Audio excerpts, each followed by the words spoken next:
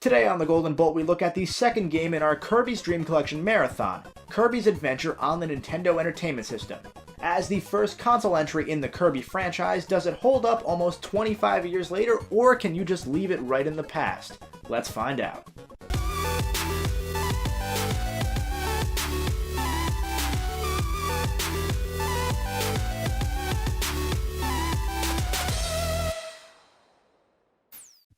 Despite Dreamland launching as a moderate success, HAL Laboratory was in dire straits. Dreamland had been their only recent success, and the company had grown far too quickly, ballooning to 90 employees by Dreamland's launch. The company had only just taken out large loans to move its office from Tokyo to Yamanashi when the Japanese stock bubble collapsed. HAL was forced to file for bankruptcy protection. It was just about ready to shutter when Nintendo's president Hiroshi Yamauchi swept in and offered a 1.5 billion yen loan, provided the company restructure, and named Satoru Iwata as its new president. Determined to repay this loan as quickly as possible, Iwata and HAL looked towards the future, and that future was focused around Kirby. Kirby's Adventure was released on the NES in the spring of 1993, and while in the long run it wasn't as successful as Dreamland, it was still a success, selling over 1.75 million copies. With two back-to-back successes and another one on the way later that year in the franchise's first spin-off, Kirby's Pinball Land, HAL had firmly established Kirby as one of Nintendo's key mascots. Just like with Dreamland, the story in Kirby's Adventure is told pretty much entirely in the manual. Kirby was taking his customary after-lunch nap, but when he woke up, he felt terrible. He hadn't had any dreams, which is unheard of for the people in Dreamland. Kirby finds out that nobody's having dreams, and determined to find out why, he goes to the Dream Spring, where he finds King Dedede, who tells him that he broke the legendary Star Rod into 7 pieces and spread it across the kingdom. Without so much as a second thought, Kirby goes to repair the Star Rod and bring dreams back to Dreamland. Dude, just play with items on. The Star Rod's like the most common item in the game. After traveling the world and fixing the Star Rod, Kirby goes to put it back in its pedestal when, oh my god, look at Dedede's face. That is the face of someone who's seen some shit. Kirby doesn't listen to the king's desperate pleas, and upon putting the Star Rod back, an evil being sealed within awakens. Huh, Dedede was actually just trying to help, and Kirby just straight up ignored him. Maybe he's not so bad after all. With the help of Dedede, Kirby beats this creature known as Nightmare and restores dreams to the land. Right off the bat, Kirby's Adventure is a massive improvement over Dreamland in pretty much every way. As opposed to a purely linear level-to-level adventure, this outing adds these small playable hubs to each of the game's 7 worlds. Each world contains between 4 and 6 normal levels plus a boss fight and several bonus rooms. The bonus rooms are usually unlocked by finding the secret hidden in a specific level. Many levels have secrets hidden in them now, and you can tell which ones you still need to find by looking at the level door. If the door is still glowing, you missed something. Bonus rooms can be a teleport to other worlds, a mini-game, or a museum. Some of these mini-games include a crane game for extra lives, Kirby eating eggs, or a Wild West quick draw sort of game. The museum will hold a specific enemy or two that Kirby can absorb to gain a new power. Now, if you've ever seen Kirby in anything besides the first Dreamland, you'll know exactly what I'm talking about here. Kirby can still suck up enemies just like in Dreamland, but now by pressing down on the D-pad, he'll absorb the power of certain enemies. These copy abilities include Sword, Spike, Fire, Stone, Fireball, Hammer, Ball, Sleep, Ice, and many more. This alone is what takes Adventure to the next level. Having an explorable overworld of sorts is nice, and having a ton more levels to explore in is great, but the copy abilities are what makes Kirby. They add such a variety to the gameplay and really encourage you to explore more than you ever could in Dreamland. Now I'll find myself eating every enemy just to see what powers I can get. Some enemies don't give powers at all, but now you have that choice whether or not you want to gamble and find out if another power is better than what you have now. It's fantastic. I feel like the glutton Kirby is playing this game. I eat everything. I want to eat everything. I must consume. Even mini-bosses have powers now, with some being limited use screen clears and others being German suplex. Oh, German suplex with the bridge! Some rooms in levels are locked to needing a certain kind of power, which encourages you to come back with another power and find out what's hidden inside. Unlike later Kirby games though, for the most part Kirby doesn't visually change to match his power in this game. If you're not sure what copy ability you have or what it does, you can hit the pause button to see a nice little explanation screen. You do have to be careful though, as getting hit even once will knock the power right out of Kirby. The power will bounce around in star form for a few seconds though, so if you're quick enough you can grab it again.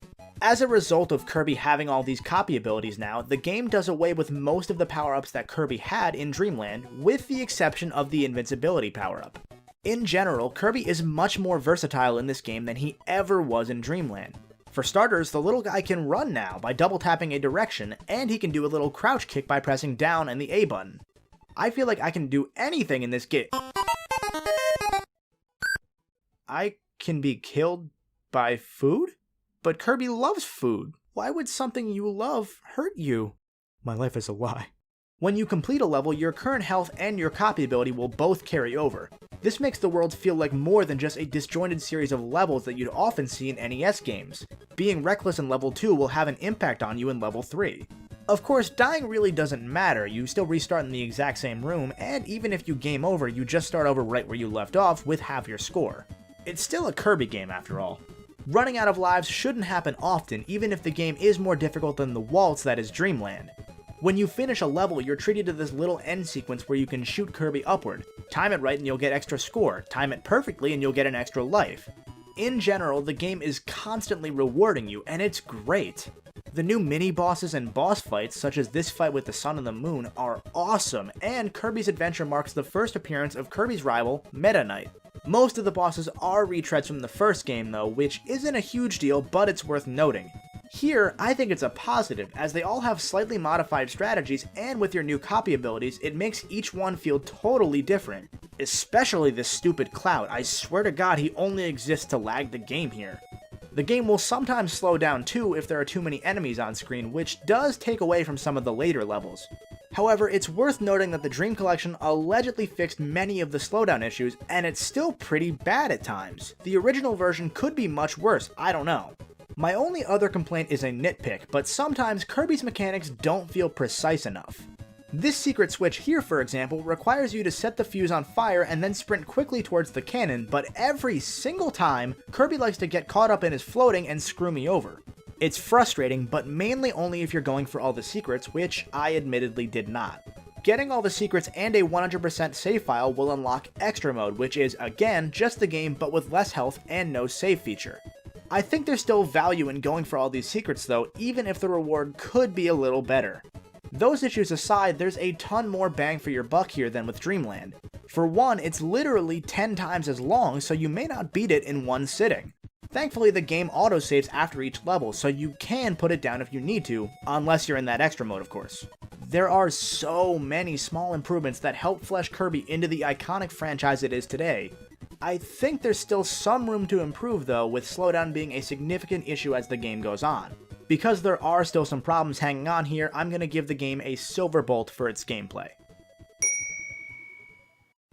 Like Dreamland with the Game Boy, I'm sometimes surprised this game exists on NES hardware. It's a very late era NES game. The Super Nintendo had been out for a few years already, which means HAL had a lot of tricks to work with by this point. Kirby's Adventure plays with lighting in a few levels, with the foreground, background, and enemies all darkened unless you absorb one of these enemies for their light power. That's right, this game did silhouette levels 20 years before Limbo and Donkey Kong Country Returns. It's got these towers that spin beautifully as you move, giving you the perception of running in a circle right around the edge, and that feels straight out of Castlevania in the best way. It's got this unique airship level that plays with wind currents. It's got a precursor to those stupid endless jumper phone games. It's got some levels that play with gravity, plus this game is self-aware. It's got a room that I swear has to be a spoof of the item rooms in Zelda 1. And hell, it's even got a level that's a straight callback to Kirby's Dreamland, where you run through a shortened version of that entire game, and the visuals even swap out to a Game Boy's color palette. This game is just straight up gorgeous. It does have some visual bugs every now and then though, and that plus the lag I mentioned earlier makes me think the game may have pushed the NES too hard at times. On the topic of lag, Kirby himself likes to lag for almost a full second when he's hit sometimes. And I can't tell if it's an intentional gameplay choice or a bug.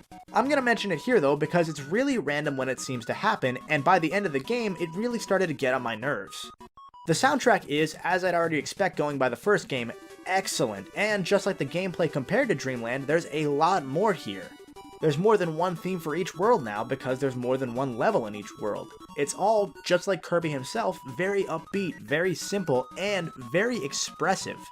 Just like Dreamland, there's not much I can knock here as far as presentation goes, so I'm gonna give it a golden bolt.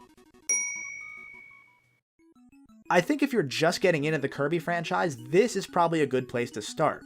Later games are obviously going to be better, but this is where the Kirby franchise truly begins for me, with Dreamland sort of acting like a prologue to the puffball we all know and love today.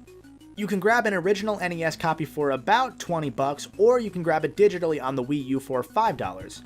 It's also available on the 3DS eShop for $7, which comes with added 3D functionality for some reason.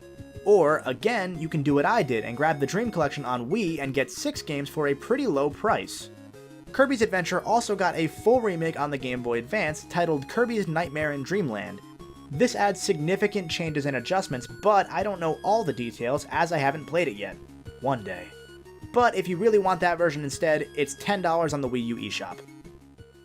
And with that quick dip in console Kirby out of the way, we're moving right back to the handheld to continue the Dreamland series. So join me next week when we look at Kirby's Dream Land 2 on the Game Boy. As always, thanks for watching everybody, and stay golden. Have you ever wanted to chat with me about a game I reviewed, or maybe about games in general? You should check out the official Golden Bolt Discord server. I'm pretty much there all the time, and you can chat with me or your fellow Golden Bolt viewers. The link is in the description.